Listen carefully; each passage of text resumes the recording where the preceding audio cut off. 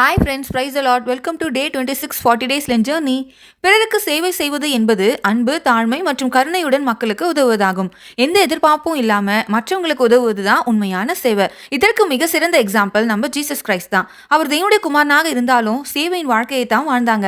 ஆயிரக்கணக்கான மக்கள் பசியா இருந்தபோது 5 அப்பங்கள் 2 மீன்களை கொண்டு 5000க்கும் மேற்பட்ட ஜனங்களின் பசியை போக்குனாங்க. ஸோ சர்விங் அதர்ஸ் என்பது மக்களின் தேவைகளை அறிந்து உதவுவது.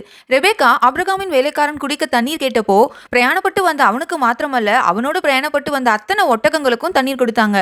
ஆலய வாசல முடமாய் பிச்சை கேட்டு கொண்டிருந்த முடவன் பேதுருக்கிட்ட பிச்சை கேட்டப்போ, என்கிட்ட பொண்ணோ வெளியோ கிடையாது, ஆண்டோட வல்லமையால நீ எழுந்து நட அப்படின்னு சொல்லி அவனுக்கு சுகமளித்தாங்க. நம்மளால எது முடியுதோ அதை மனப்பூர்வமா சந்தோஷமா மற்றவங்களுக்கு செய்யறது தாங்க பிறருக்கு சேவை செய்வது. தபிதா பல ஏழைகளுக்காக உடைகளை செய்து வழங்கினாங்க. சேவை மனப்பான்மை இல்லைன்னா மக்கள்லாம் லோன்லியாக ஃபீல் பண்ணுவாங்க, தேவைகள் நிறைவேறாது, அன்பும் குறையும். இதுவே சேவைகள் இருந்தால் அன்பு அதிகரிக்கும், மக்கள் ஒன்றுபடுவாங்க, தேவனுடைய அன்பும் வெளிப்படும். பிறருக்கு சேவை செய்வது தேவனுக்கே சேவை செய்வது போன்றது. டுடேஸ் பைபிள் வாஸ், மனுஷகுமாரனும் ஊழியம் கொள்ளும்படி வராமல் ஊழியம் செய்ய வந்தார். ஸோ சேவை செய்து ஆண்டவரை ஒவ்வொரு நாளும் நம்முடைய வாழ்க்கையில் பிரதிபலிப்போம். பாய்.